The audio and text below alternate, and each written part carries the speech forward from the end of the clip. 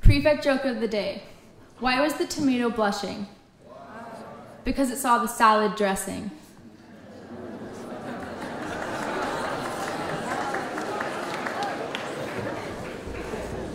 Please be seated.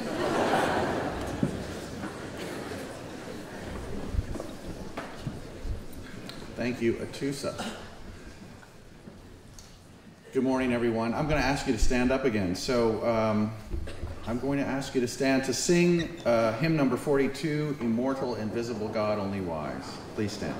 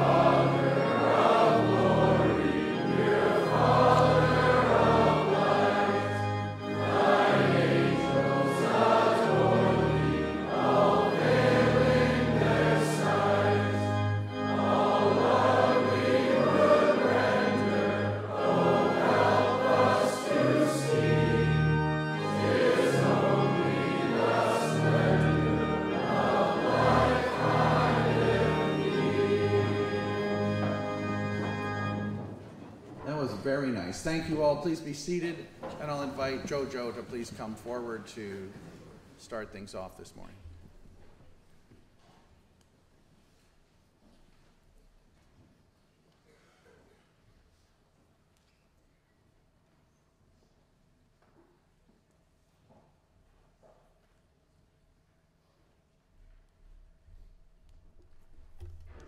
Good morning. As most of you may know, I've been at Shawnigan since grade 8. To some of you, that might mean I'm pretty old. To others, it might mean I'm pretty cool. To others, and hopefully not too many, it might mean I'm pretty boring. But to me, it means a lot of things. Same school, same friends, same house, same sports, same everything. Basically, it's been the same thing over and over again for the past 5 years, and I've enjoyed almost every moment of it. I say almost because life is always going to have its rough times. To me, the toughest times have always been in the house, not because of the people, but because of the people that had to leave. It goes without saying that the most special thing about Shawnigan is being a part of a house. We make friends, live together, and play for each other at inner houses. For me, going from 1 to over 50 brothers was the best thing that's ever happened to me. Not because Saya, my real brother, can sometimes be annoying, but because both of us can be annoying together to the rest of the boys. The truth is, this year's group of boys in Ripley's made me realize that having a family full of brothers means your time together doesn't just stay here. It goes with you after Shawnigan and for the rest of your life. To me, there's a special group of guys this year. Always chilling and having fun. Movie nights every weekend. Having a good time watching Gordon being Gordon. And best of all, the boys always know how to make a bad day into a good day. Like real brothers, we look out for each other. And that's the greatest thing about Shawnigan. Sadly, over the course of my 5 years, I've seen many of the boys make mistakes. These are my tough times. Seeing my brothers go when maybe I could have done something. As I've grown older, I've learned that no matter what, I'll look out for my brothers because that's what will make the difference in the end. Before I finish this morning, I want to offer a piece of advice. As the schedule gets busier and busier over the next few weeks, with Ski Week coming along and long blocks, it is important to take the time to relax and catch up with your roommates, your friends, and your housemates, because from here on out, it just gets busier. Thank you.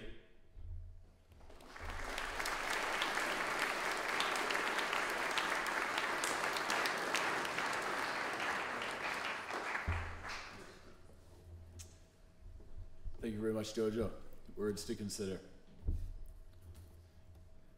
I recently read the musings of a reporter who commented on the fact that reporting negatives felt like his professional duty, while reporting positive news felt like a bit of PR. In some ways, I can relate. However, if there's one thing that I value above almost all else, it's a positive attitude. And let's be clear, there's plenty to be positive about in our world today. Today, our global community is richer, freer, more literate, healthier, and more inclusive than it was just a century ago. And at Shawnigan, as we all know, we have reason to be particularly positive.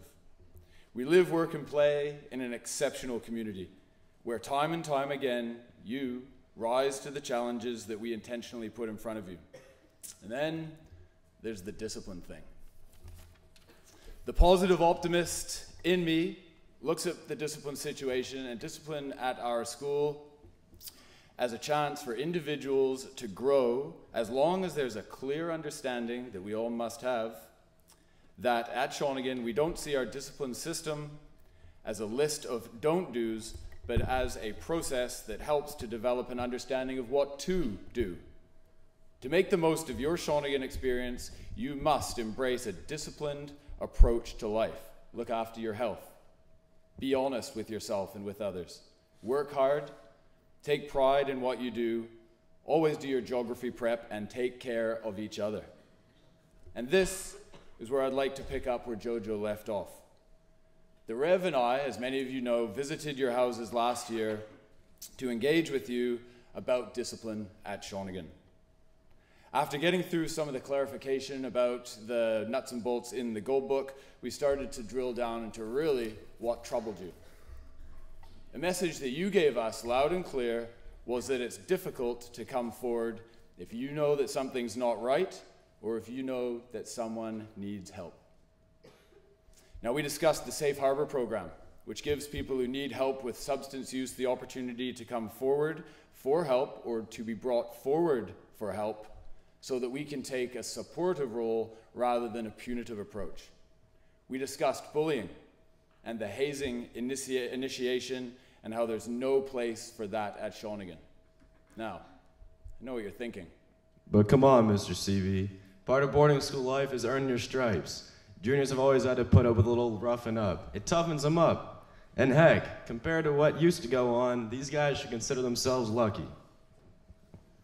Any activity that victimizes another student at this school is totally unacceptable. It never was okay. Nothing is more responsible for the good old days than a bad memory, and it never will be tolerated. So, what part do you have to play? We've said it before, and we will continue to say it. If something's not right, do something about it. If you need support in doing this, go to a trusted adult or a senior student. Now, I know what you're thinking. But how can we come forward to tell a teacher about someone who's making our community unsafe. Snitching is the worst thing a student can do at Shawnigan. The idea of not being a snitch,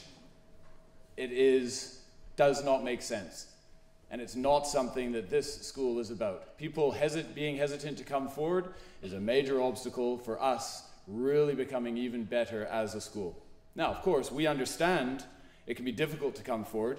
So what I'd like to do is introduce an anonymous reporting tool that is available to you through the BC Safer Schools Together organization in partnership with the Ministry of Education.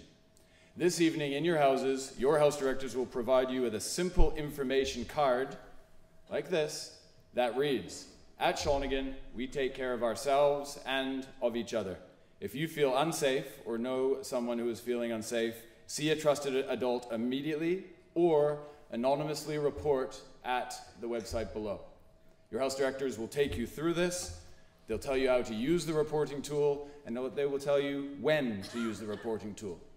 On the website, a few examples of when you could use the tool. A friend of mine is talking about doing himself harm, and I don't know what to do. That would be an example. A kid has posted threats online, and I think someone might get hurt. Again. I would like to re-stress that your first option should be to come forward to a senior pupil that you trust or a trusted adult. This will serve as a backup if you're finding it difficult to do this. And then there's the positive thing again. We live in a safe, healthy, and happy school, and you are surrounded all around you by people who work tirelessly to keep it that way. More to come in your houses this evening. Now, what I'd like you to do, please don't clap. What I'd like you to do is to think just for a moment about, as you go through today, in every interaction you have with people today and hopefully onwards, how are you going to make sure that that person that you're talking to feels better about themselves at the end of that conversation than when the conversation began? Just give that a moment's thought, please. Thank you.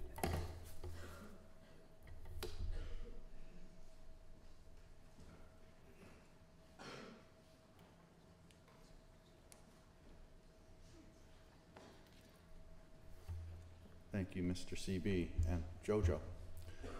So, yesterday in the United States, people, your peers there, didn't have to go to school. Why is that? Anybody know? That's right, it was Martin Luther King Day.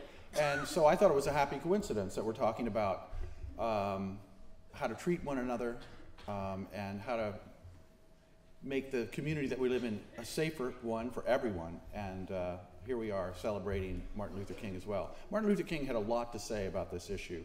As you know, he was a young Southern Baptist minister. He was ordained just as the civil rights movement was getting underway, and of course he became the inspiration and the spokesperson for that movement.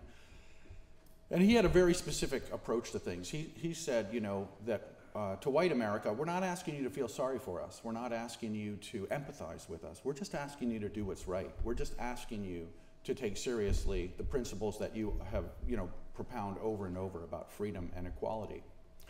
And for King, the methodology that he used was very simple. It was for people, when they see something not right, when they see injustice being perpetrated, to speak up in the face of bullying and intolerance. So he had some wonderful quotes. One of them, he said, "In the end, we will remember not the words of our enemies, but the silence of our friends." Very appropriate, I think.